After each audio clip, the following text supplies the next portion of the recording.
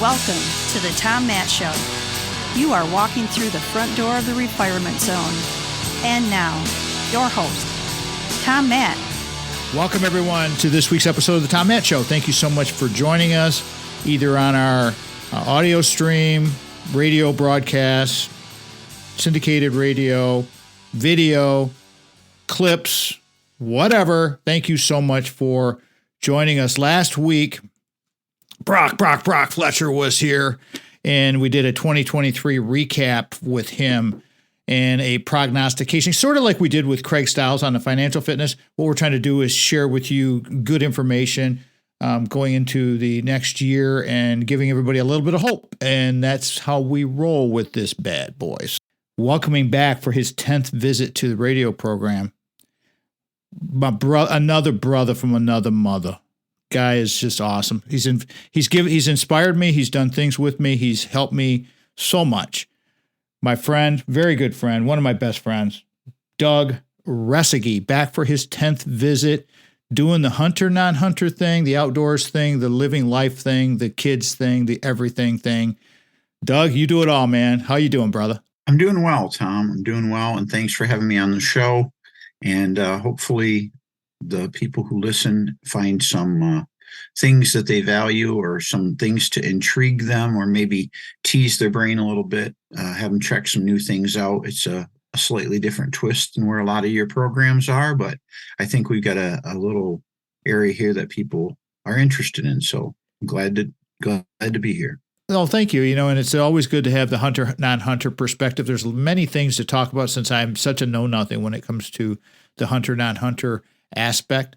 But before we go there, and again, everybody, we're calling this one Renewing Our Spirit, the big show all around us, which I'm trying to give you the theater of the mind. It's the world. It's everything that is around us, because we live in our little bubbles with work and our driving around and, our lives. And it's what Doug will help us understand, which he helps really, really well, and coaches a lot of people and works with kids and adults all over the place, has done this for many, many years, is the love for the outdoors and why it's so impactful for your life. But before we go there, you know the drill, everybody. Doug, this is your life, family. Catch everybody up, talk about the kids, how they're doing.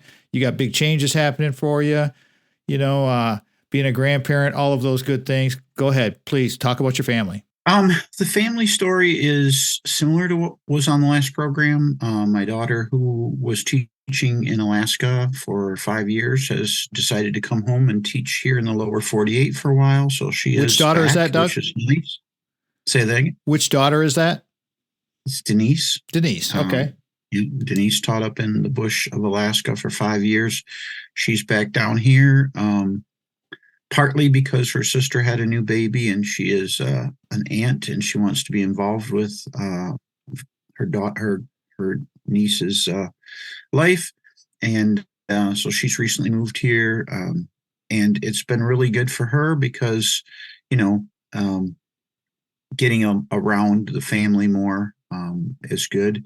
As a matter of fact, we just had Thanksgiving, so we've seen everyone for Thanksgiving. All the children were home. Amber teaches, and she's a school teacher in Detroit. Angela and I were happy to host, and we are always glad when the house is full and busy. And the new addition is Veronica, who is now walking, and so did really lots of laps around the house. Yeah, now that she can walk and she doesn't have her little stroller, she likes to just explore. So I am very enthusiastic looking at her young explorer desire to go investigate things, and obviously Grandpa will be continuing to share with her lots of things as she gets older. So now when Nicholas is doing well, he's teaching, or he's working in the schools here. He's in the area, and Angela and I are both still working, and she is teaching as I am. We both teach as adjunct faculty, and I am on the very end of the the journey. Hopefully I will have completed and have the signature on my dissertation, completing it sometime next spring. So we're getting very close, and that's pretty exciting because it's been a long journey. And I don't know that I can describe the difficult things in my life that I've accomplished. One of them is earning a black belt in the martial arts. Other things would be, completing some really difficult tasks, climbing mountains or different things like that. But this has been a long, challenging experience. And part of it, I think, is really because it's so in depth and it takes so long. So you're constantly having to refocus and you're having to draw yourself back in, regardless of what kind of crazy things life throws at you, whether it's, the new whatever the change is, the new person in the grandbaby in the life, or something changes at work or your health. I've had all of the above. And so you're just really trying to I'll steal something from you. You're trying to refire yourself, or you're trying to refocus yourself, and do that at a very top level of performance. And I would liken that focus mentally to teams that are having to go into competitive sports. Like we just seen the High School Athletic Association just played their state championships recently. We know we got the college football playoffs coming up here soon.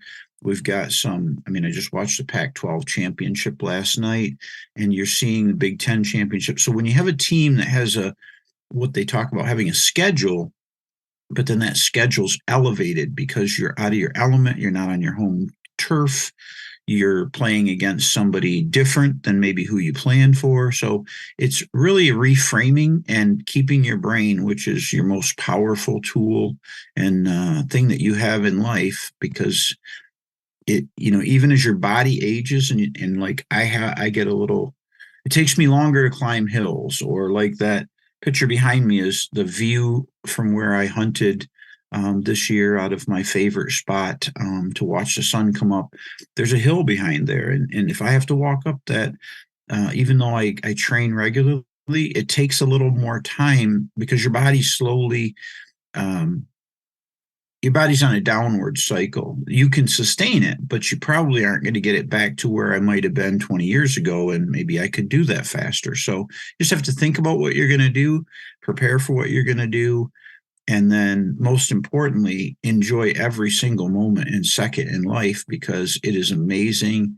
And there's that as you started the show saying, the big game going on us around us all the time, that's life. And so, absorb it like a sponge and enjoy it.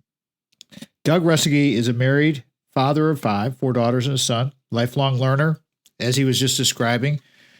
I could go into a little more depth with his journey into the PhD, and I will just kind of jump off that point, that segue, because we're going to come up to break here, Doug, and I'm going to carry this through.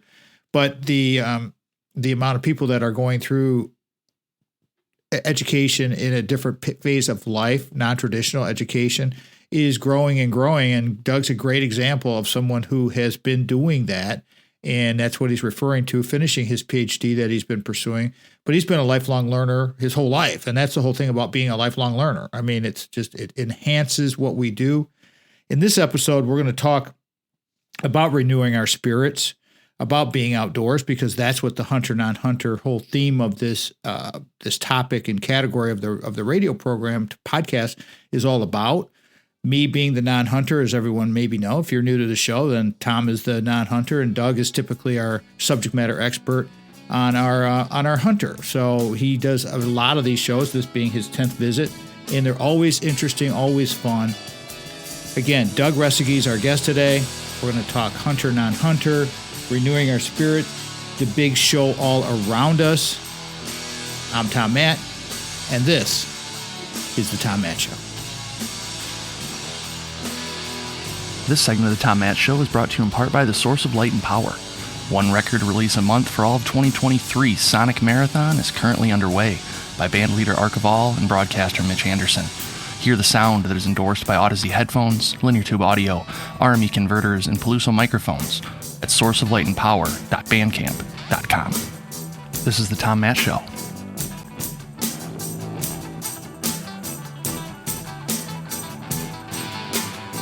This segment of the Tom Matt Show is sponsored by our pal, our financial advisor, Craig Stiles. Your Ameriprise financial advisor and our Ameriprise financial advisor, as I said, is Craig Stiles. He can help you plan for the life you want today and well into the future. Please give him a call. Without Craig, life won't be brilliant. It'll be humdrum. Craig can make it brilliant. Believe me, when you hand him all of the keys to your financial retirement zone money, and he can help that stay stable and even make it grow, it is pretty substantially amazing. I mean, I just have to say that. You can call Craig 1-800-528-1355. His local number is 517-483-4893. Email craig.stiles@ampf.com.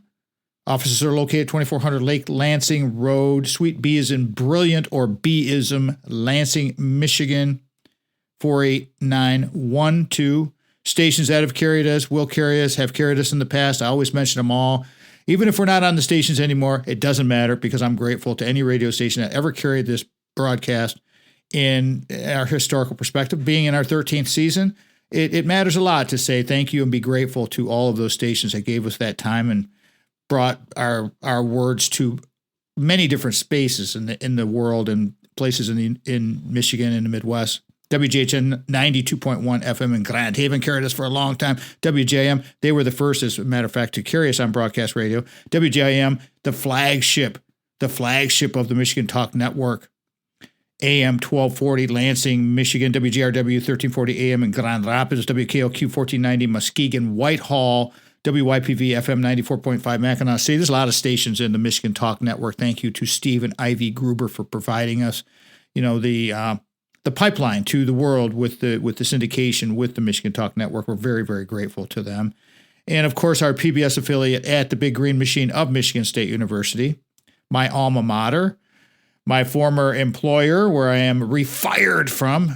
Didn't get fired, everybody. I just retired, and we call it refired, at Michigan State University, AM 870 WKAR. Thanks again to Craig Stiles for creating Decideri Analytics, where we are making light of weighted decisions. That's his proprietary algorithm, which makes his financial fitness and advice so on point. All right, back to today's episode. Renewing our spirit, the big show all around us. That's a mouthful. But I've got the best guy in the world to talk about this kind of stuff. My pal, my very, very, very good friend. I mean, the guy has just been rock for at least, 10, 15 years with me. And these kind of people are the kind you latch on to. When you find these kind of people in your life and they are continually consistent with their behaviors and their support of everything that you do, and they see and they want to help you, that's what you want to do, is latch on to people. That's a Doug Resseguie. He's just awesome. Great dad, husband, father, grandfather, you name it. But we're talking hunter, non-hunter. And I'd like to jump right here, Doug, into something that we talked pre-show about with my son-in-law, Matt, who is another hunter, non-hunter, or hunter, I should say. He's having a little bit of a, he's in his early 40s, and he's always been an active athlete. And so he's got a little bit of a knee thing going on, and it's affecting his hunting. And I talked to him last night about it, and he's a little bit, he's starting to realize that I got to take care of this. I got to start managing this better. And that's a key word with ailments, everybody. Doug, take the rest of the segment to talk about, your performance, how you get ready for these hunts. What do you do? Because you're even a little older than Maddie, our son-in-law. And you were very successful again this year, as usual. You came through with you bagged the big one. Let's talk about it. What do you do to keep yourself in your best tip-top shape to do what you love to do? Well, I kind of want to twist the answer I give you a little bit, and because I want to really focus on the outdoor industry and make this not hunting specific. And so I want to give you a couple statistics really quick. One, the outdoor industry, as we know it, in the United States, there's roughly 331,000, almost 332,000 people. And that industry, as far as the percentage of people participating, has grown since 2007 dramatically. In 2007, we seen somewhere around 139 million people that were participating in some type of an outdoor activity. And right now, especially the last couple of years, as of 2021, or at the beginning of 2022, we set the record. We had 165.6 million people participating in outdoor activities. And the reason that that's important is that we want to call out a couple of the activities. Hunting is important, but if we're going to talk to your broad listener base, the top five activities participated by all people in outdoor activities. Number one, the most active, was hiking, so walking. The number two activity, or actually, I say that I messed that up. It's actually running. People who run and then hiking. The number three activity was fishing. And so I'll give you those stats again. Running, 64.5 million runners in the United States. Hiking, 58.7 million people participating. Fishing, 52.4 million. Biking, 51.4 million. And camping, 45.9 million. So to speak to a really large group of people, not just the focus on hunting, which is a little bit lower down that list, but still very, very possible or very participated in. The most important thing is your general health. Now, this statistic shows that people from all ages, meaning youth all the way through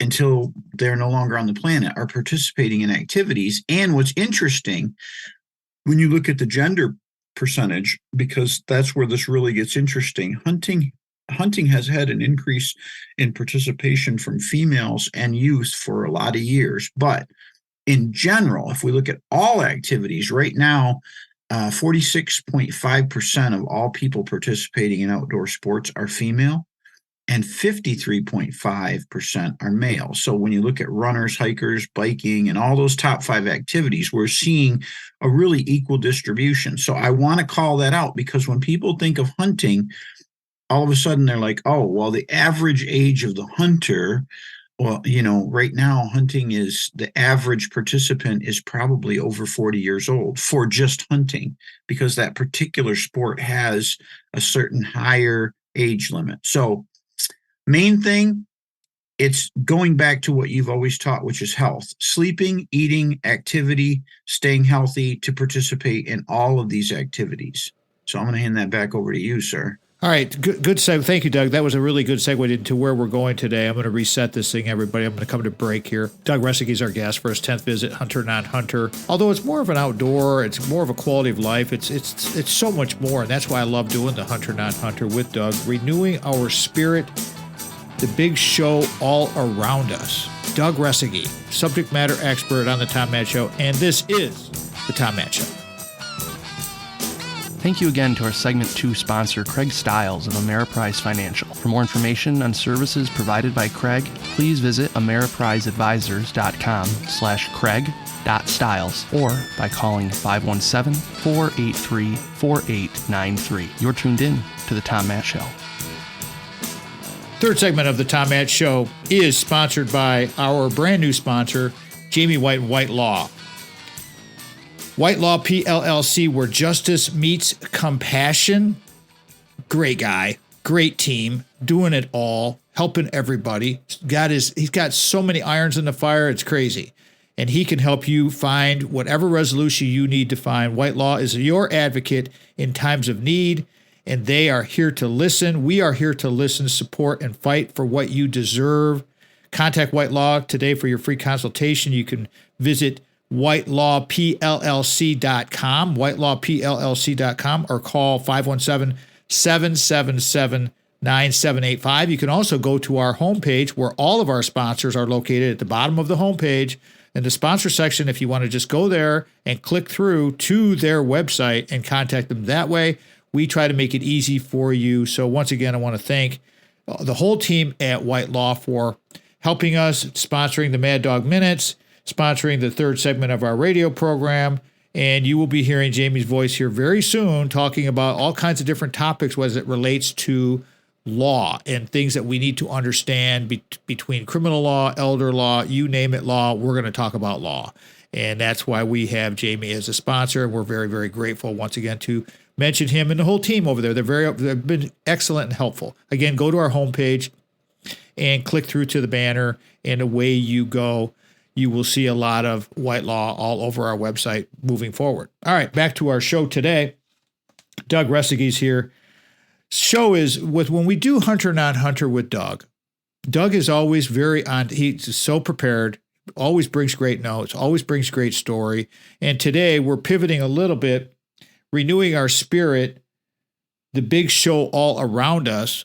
And I love where Doug, because this is what I do. I just throw the topic out to these subject matter experts, especially our regulars like a Doug, and let them, because they know what they're talking about, and he will steer this into where he thinks that we should be focused on. And today he's already started to focus on the bigger, broader aspect of being outdoors. And those stats you just mentioned, Doug, were spot on and very, very interesting. I like the whole thought of, being, we're both girl dads. And so we kind of run in the bias of being, just favoring our girls because we're girl dads. And so we both are. But I loved what you said about the female population getting outdoors, doing what that's a big number. You want to continue that whole thread? Sure. And just to add a little context to what you said, I'm a dad, and I'm a granddad. So people may say I have a bit bias, but I just love kids and I love the younger generation. I work at a university. I teach at another university. So I'm committed to this next generation because they're our future and they're the future beyond the next future. So, for me, the one thing that's kind of shifted a little bit as I've gone from being young and trying to accomplish all of my own goals. And I want to say when I was younger, if I look back, if I was to take one of your, I forget what you call them, your messages to your younger self, I think is what you call your little video snippets. And my younger self was focused a little bit smaller circle toward the center of the bullseye on what was going on in my life. What was I accomplishing? It had a lot of I stuff in there. As I got to be older, and I had my family, and then now most of my kids have grown up, and I'm looking at it more in a community sense, in a larger following, and in much more in what is the investment of my time, what am I giving, and is it more impactful to those around me? So when I look at that, what really strikes me when you think of the outdoor activities is the next generation, and a couple of things. One, I want to call out one of the sources that I'm calling information from, which is really important to cite, the outdoorindustry.org. So it's outdoorindustry.org does annual reports on all this. They get their data from all of the everything from the companies that sell outdoor products to surveys and everything else. But it's really important because it helps us track what's going on. And it's interesting to see that America's children are spending more time outdoors in the past decade, which has really rapidly accelerated kids ages 6 through 12 and then ages 13 through 17, where they look at that. There's 20.9 million 6 to 12-year-olds participating as of last year. There's 14.4 million 13 to 7-year-olds participating, which is growing. And one of the things that I think is interesting is that the top 5 activities I indicated to you, biking, camping, fishing, and running, were all common in the same number. But the interesting thing is when you look at the younger ages, their 5th category was skateboarding. And so doing something that we see it a lot on campus. We see people running those things. But a really scary statistic to me, I say scary, something to be aware of, is the most popular non-outdoor recreation activity for kids, as according to the statistics, is video games. 59.3%. That is the most popular activity that people participated in, ages 6 to 17. The next most popular categories they're not even close. I mean, 18.9% dance, marching band, and school sports, 16.7%, and it just drops down activities from there. So it's interesting, but at the same time, I just think it's really important that we call out families and participating, having a group to work with, and or other people. Maybe it's just that one other person that you like to do, because solo activities are they're not always as easy. You don't have your accountability partner. I mean, there have been times when I've called you and told you about a new PR I've had with my own workouts and things like that, because calling myself accountable means now I got to double down and get back to work. So I think as we look at this next generation and we look at where the world is going, we see people participating now more than ever. It's really important that if you're a father, if you're a mother, if you're a brother, sister, someone, I want you to think about the fact that if you look at all activities, talking about the big game going on around you, the most active things that happen, and if you look at it in frequency, the playground is outdoor. It's something that almost all these youth are doing at least once a week. A skate park, the dog park, a botanical garden, the neighborhood park, a city park, state park, national forest, and or national parks. Those other ones that I listed later are ones that are less frequently visited, but there's a huge opportunity of areas where people can go outside and be active and just smell fresh air, see clouds. If you're looking up in the sky and you watch a cloud go over, it might make your brain go, I never really thought about how that works. So that's the wonder, that's the inspiration that we want to give younger people in this magnificent world that we live in, so that they are invested in it and they're going to be good stewards of everything from not throwing something on the ground. They tend to be very responsible. They have a high level of thinking about what does this do to the planet, their choice in the products they're going to buy. Are these products from sustainability, or am I using resources unwisely? So that's really where I see the importance of this going. And at the same time, we are talking about outdoor activities, specifically hunting. Hunters tend to be better conservationists than someone who maybe isn't aware of what is the effect of cutting these trees down or not cutting these trees down or putting something in the ground. So I hope that is in line with what you wanted to talk about, but I really am passionate about getting the young people involved. So that's really where I wanted to go with this next segment, and then we can close strong after this. Super strong message. We're going to wrap this segment here. Let me do a recap on this.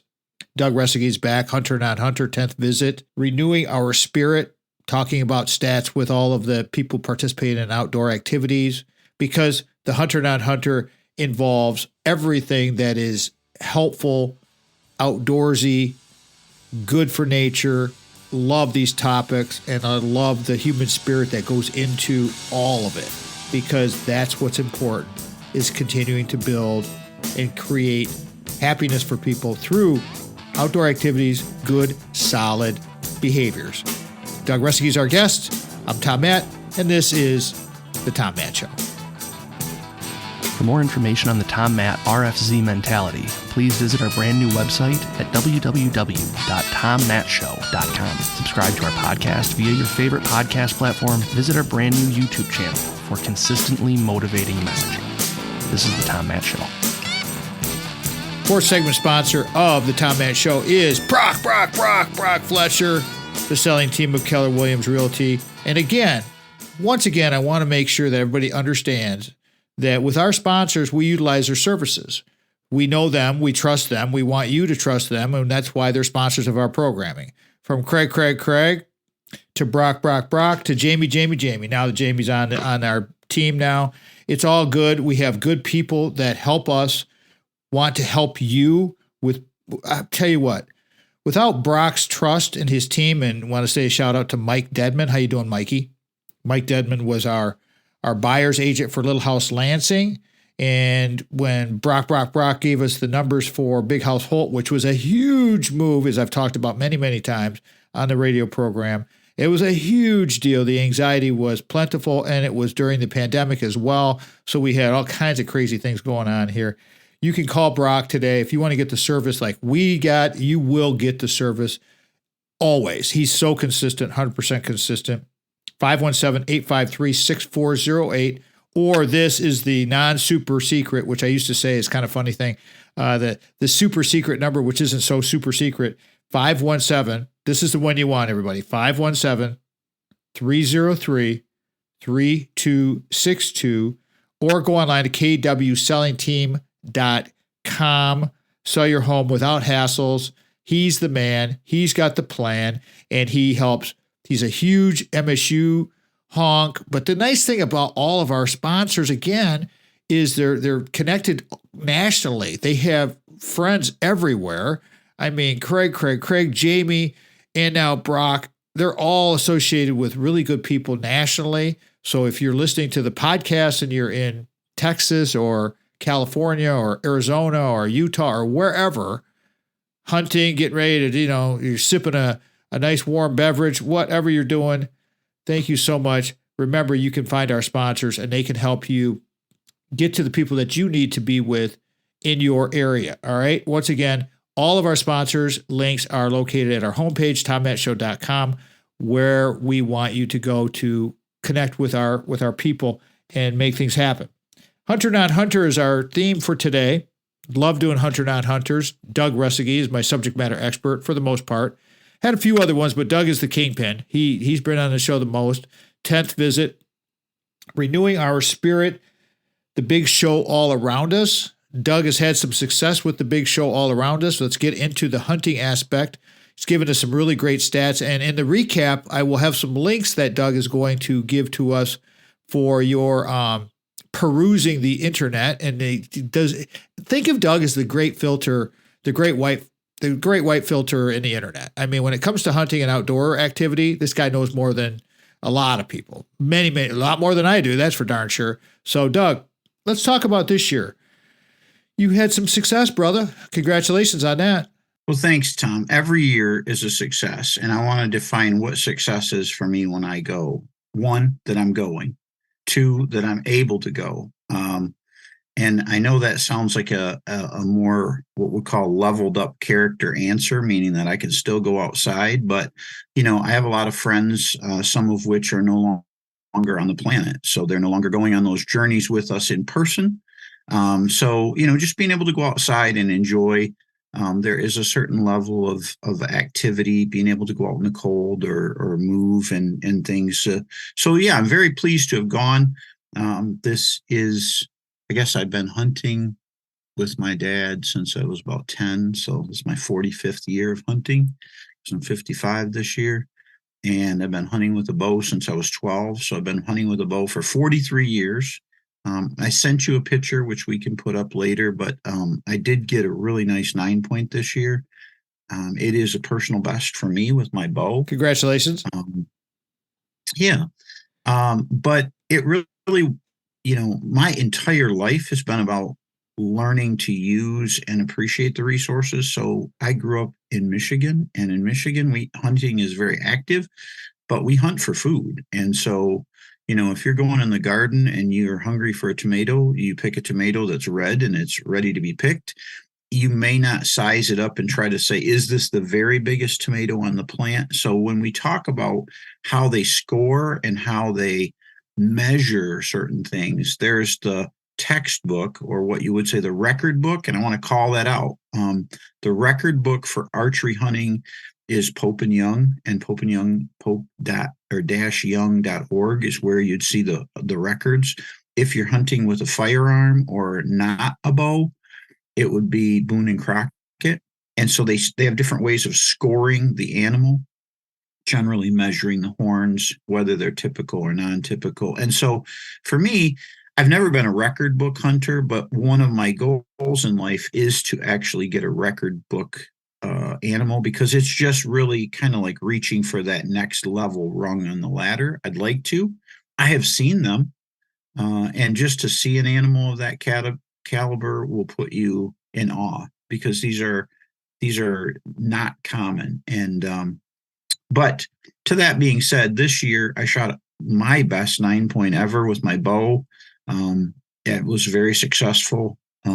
The hunt was very memorable, and I had my son Nicholas was here, and I actually had him. I came back after harvesting the animal, and I said, "I'm gonna need some help." And he kind of looked at me funny, like, "You don't normally need help." And I'm like, "No, I really need some help. I can't move this animal. It's a big animal."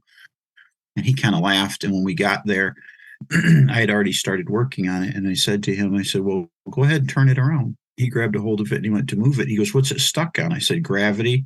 He looked at me and he's like, "What?" And I said, "It's big. It's bigger than what we normally take. It's going to take both of us to move this and bring it back to the house so that we can finish processing it and turning it into food." So it was a good year. And but with that, I wanted to tell you, you don't know this is coming. So where are you recording from today, Tom? Wisconsin. Uh-huh. You know, if we talk about whitetail deer hunting in America, the state that currently reigns as the state that has the best whitetail hunting in the United States is Wisconsin, because after 7 decades, Wisconsin continues to reign supreme for the number of Boone and Crockett entries. The state has 125 record book entries. 81 of them are typical and 44 are non-typical. That's a big lift. That means that in the beautiful country out there, you have some very good corn-fed, or we'll say Midwestern deer. For perspective, the state that has the highest whitetail deer, and I'm calling that out because there's 2 types of deer. Well, there's several types of deer. There's mule deer, there's blacktail, and there's whitetail. But whitetail is what most people refer to, at least in the Midwest. And so whitetail, the highest states with the highest success rates for hunting, are in the Midwest. Pennsylvania, number 1, Ohio, number 2, Indiana, number 3, Illinois, and Wisconsin. They're not in order of number, but those are the top 5 hunting states. And so next week, in less than a week, next Thursday, I will be leaving here, going back down to Illinois. I was down in Southern Illinois once with my bow this season in October. I spent 5 days hunting down there and seeing some incredible animals. And one of the things I got to observe was I got to see 2, what I would say, near record book level animals at the same time for about an hour, but they were like 90 yards from me. So I got to watch them and observe them and see how they behave and how they act. I just, that's beyond where I can shoot with a bow. And I'll go back to one of the things Fred Bear said when people used to ask him about why you like to bow hunt. He said, "I like to hunt for the sport."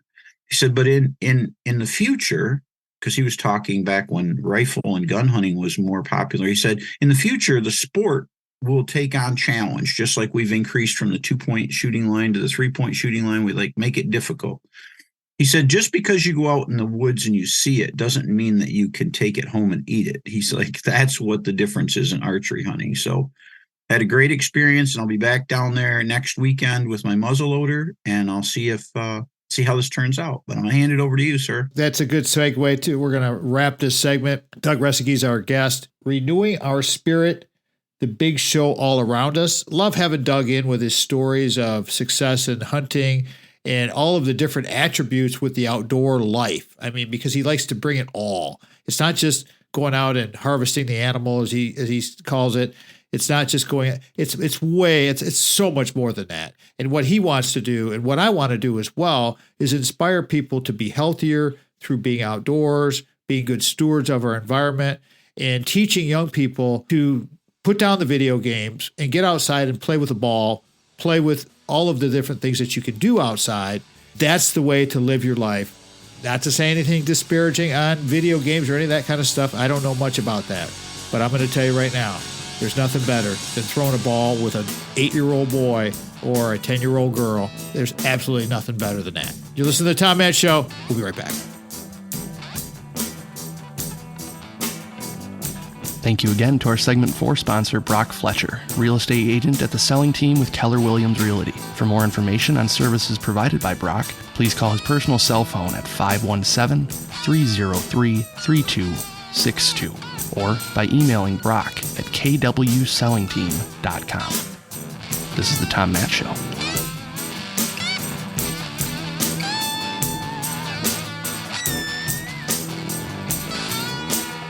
Welcome back to the bonus segment of the Tom Matt Show. Fifth segment, carried on several of the radio stations and on WKAR on the PBS affiliate. If you missed this and you are wondering what we're talking about in the fifth segment, always get this on the podcast for sure. It's always there, and it's ready for you either on video or on audio only. And we are on all of the big carriers. Go to our website, tommattshow.com. Connect with us there. We have our virtual assistant who's helping us with so much more video content. She's doing a fantastic job. And I can't tell you, it's so rewarding to see young people assisting us and really buying into what we do and becoming excited about sharing our content. So whatever platform that you like to or prefer to be on, be it Facebook, Instagram, TikTok, all of those things. Matter of fact, the guest that's on today, Doug Resseguie, Hunter Not Hunter, is the guy who he was like pretty passionate about getting me on TikTok. I'm really glad he did because it helped me with my hashtag dad talks and get that whole thing formulated. And if you want to see any of those bad boys, every day I do a little, no more than 2-minute clip talking about all kinds of different things. Just whatever's resonating for that day. And there's a million things flying around in Tom's head. It's pretty hilarious. All right. Doug, what would you like to promote before we get back into the hunting stories here? You've got lots of links. You'll send me the links. I'll put those all in the recap. But how do people connect with you if they want to hire you for teaching, tutoring, speaking? You teach a lot of classes with self-defense and you teach a lot of things. How would you like people to connect with you? I'm a digital nomad, so you can find me everywhere if you search for me. But the easiest way is just to come back to your program. I think you have a link in there that people can reach you. And honestly, for this program, the easiest way would just be come back and leave comments on the show, questions, we'll answer them, and or anything like that. Happy to keep the communication going, but let's just stay focused with this particular link that you have. But yeah, if you search, I mean, I'm across the internet. I don't try to hide. I'm involved in all kinds of activities, and there's links for me out there with that. He's as transparent as they come. That's for sure. Doug has been on the internet for a long time. He's a tech guy, and that's what's great about technology. I mean, sharing all of our social media and people connecting with us. Back to your hunting stories there, my man. That animal that you harvested, when I saw the picture of it, that thing, not only did it look massive, it looked like it had been around a while. So I'm just curious, is like on the age of these animals and like how much did that animal weigh? Because it looked really, really large. Can you talk about all that, please? I can. And one of the things to note is that if you're looking for me, I'm looking at food. I'm looking at, getting something, but I'm also thinking about how to manage the herd. So, in archery hunting, one of my goals is to take a balanced number of animals, but I was going to take a buck this year. I did. This is a more mature buck. It was probably a 4-year-old, which means typically they're not going to, in certain areas, they're not going to live to past 7 years old. So I wanted something that I was going to take out of the system that would allow some younger bucks to have some room to grow. It field dressed out well over 200 pounds, which was very large for a Michigan deer. But when you talk about the age, it's all about nutrition. And you talk about that in your other healths and diets and things. When you're in southern Michigan, the largest part of Michigan's deer herd is in the southern portion of the state. And as you go north, the food becomes more sparse and the animals are more sparse. So it doesn't mean that you still don't get big deer there, but you just see a healthier or heavier animal, and their food supply really defines that a lot. So sorry about that. Hope I muted. I, for whatever reason, had a sneeze there. You asked me what I wanted to promote in this segment. I want to promote a program we've talked about a lot, but there is a program. It's not just in Michigan, but it's Becoming an Outdoors Woman. And that program in Michigan, you can find it at the Department of Natural Resources. There's a specific a link to it. I'll put it in there. But other states have also found or started these nonprofit organizations. When I teach or when I try to help, I'm always trying to invest time in locations where, whether it's a the wounded warrior program, or if there's something to do with helping, I want to help in areas and promote areas that do things. Actually, the second thing I want to promote, and this is something that I'm getting ready to go take care of this weekend, is there is another program, and we've mentioned it in the past, but Sportsmen Against Hunger. Right now, I'm going to go out this weekend. I'm going to harvest an animal and then take it over to my local processor. The way this works, the state of Michigan allows you, if you have a tag, so let's say I'm going to use an antlerless tag, I'm going to go get an animal. I'm going to take that animal to a processor that participates in Sportsmen Against Hunger, and then they will process it commercially so that it can be given to the food bank and redistributed to the underserved communities, to the food bank, families that come in. A portion of that meat may be given to the homeless shelters where they're trying to get food to serve. So another way, if you want to participate in the industry, maybe you want to participate, but you don't have as many family members to feed. So you're doing those things. That's really something I'm passionate about. And I really want to say thank you to all of the processors out there in Michigan. The one that I'm going to go to is Mierendorf Meats in Mason. But there's a lot of other processors, and there's a list of them across the state. And I'll also put Sportsmen Against Hunger's link in there so you can find out where you can go, what you need to do, how does it work. But the processors that dedicate their time to processing that food as a donation, because the health requirements of giving food to people, it has to be processed. But it's a really good program, and that's really important. Hey, kudos for you for doing that. I just want to give you kudos for you for doing that, and to all of the processors, because I know a lot of time and energy goes into that. And that's just, it's a very admirable thing. I had no idea that something like that occurs. And that's why we do these episodes, everybody, to share this information. And see, Doug comes up with this stuff, the Becoming Outdoors Women and Sportsmen Against Hunger. Fantastic. Awesome. Bring people in, help other people. As a matter of fact, I always look forward to getting my little sliver of Doug's take. Every now and then he'll give me the handoff, and it's always it's great stuff. I mean, the venison that he will share with us is top notch. It's all just perfect. And it's if you haven't had it, Doug, you got a couple minutes before we wrap this thing. If you want to talk about humans consuming that type of meat, it's wonderful. It's great.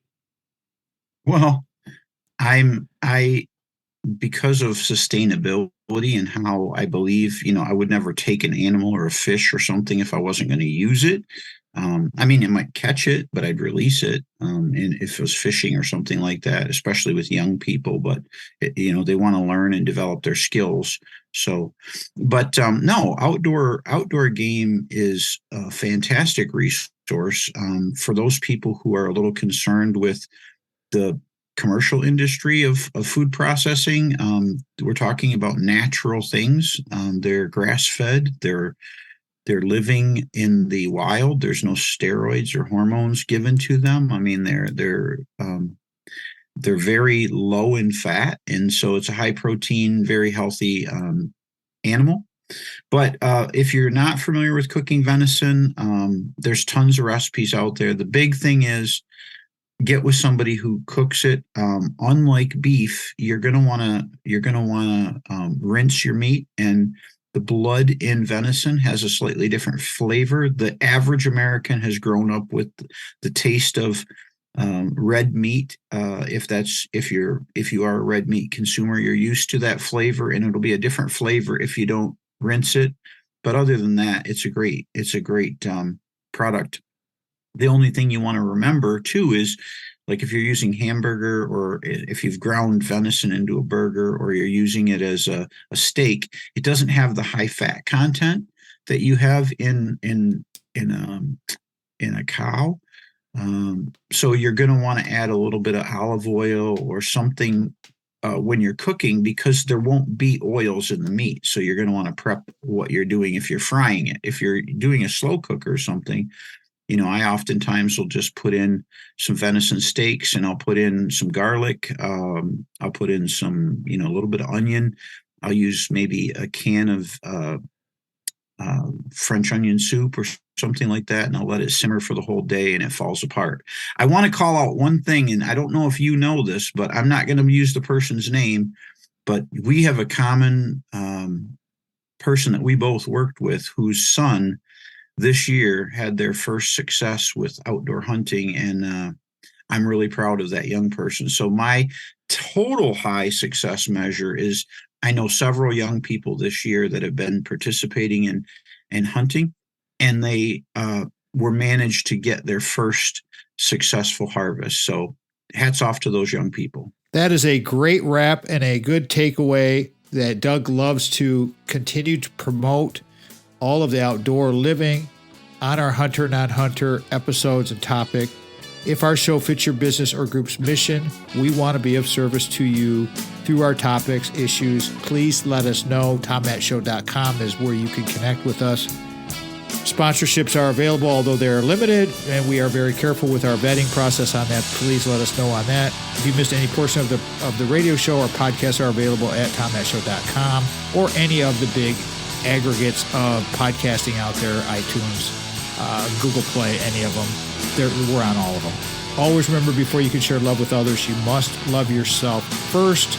Thank you to my very good friend, Doug Resseguie, for being with us. Doug, thank you for being with me. Not a problem. Thanks for having me, Tom. Look forward to coming back.